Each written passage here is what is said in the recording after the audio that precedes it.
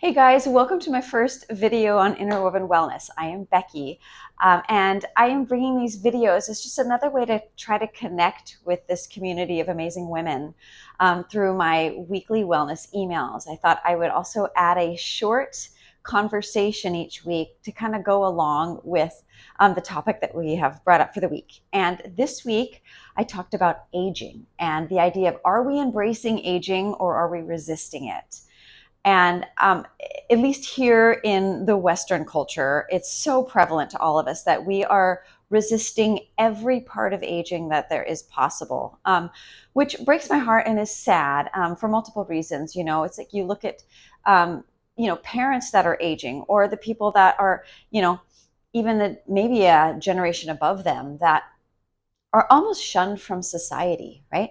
We're putting them in homes or sending, caretakers to them so that we don't have to deal with them. We don't have to see it. Maybe it makes us uncomfortable. We have our busy things to do with our lives and we have things to get done. Productivity is kind of on our list, all these things. And the sad part is that what we're missing is the wisdom that comes with aging.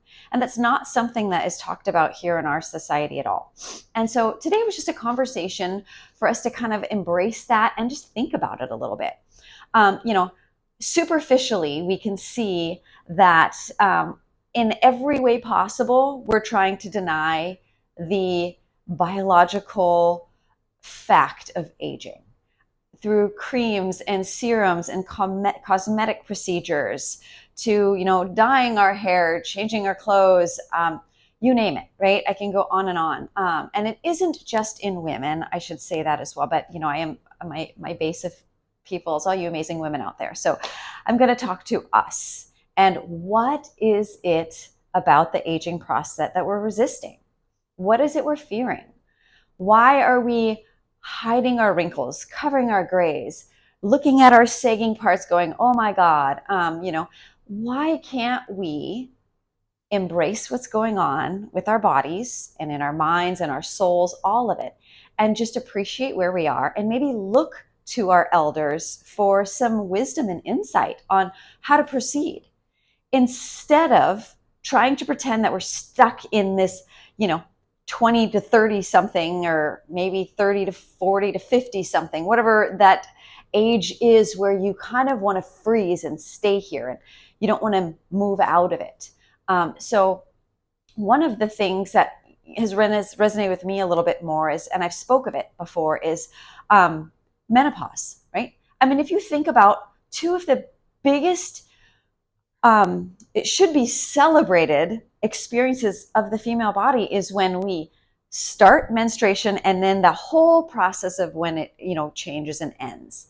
But instead, we're taught to hush hush.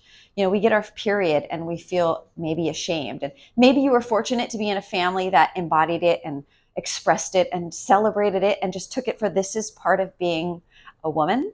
But you might have come from a place where it's like, oh gosh, let's, hush hush, here's a tampon, here's a pad, don't say anything, don't complain. Let's not talk about the hormonal shifts and the emotions that come with it.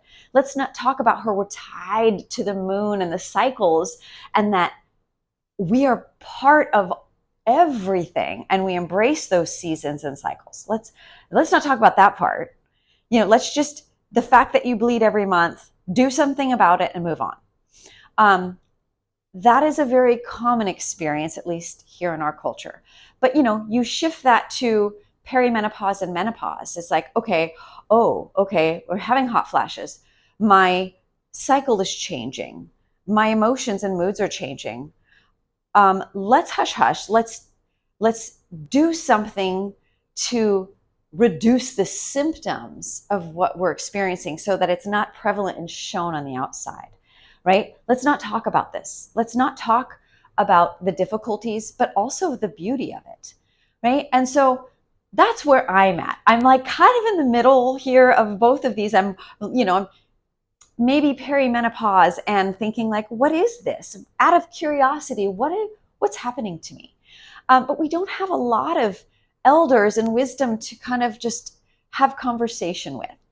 And so that's where my weekly wellness topic came from today is self-reflection thoughts for you, if you're interested.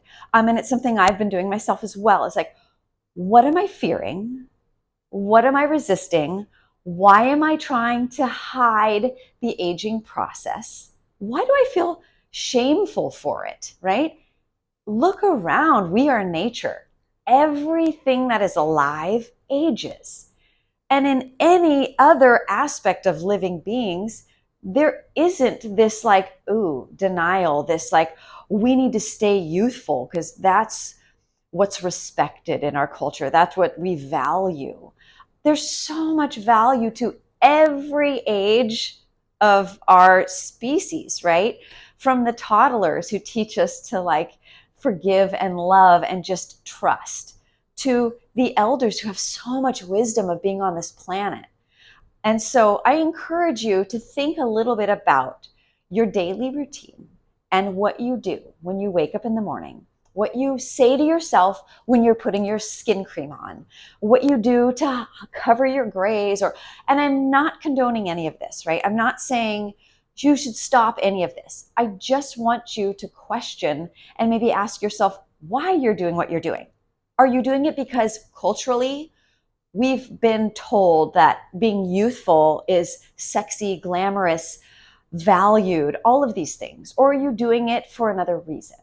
And as long as you have connected with yourself in that way and you know why you're doing it, embrace what you're doing. Stay curious as we age, every phase of our life. Stay curious. Find mentors, find people in the next generation to have conversation with.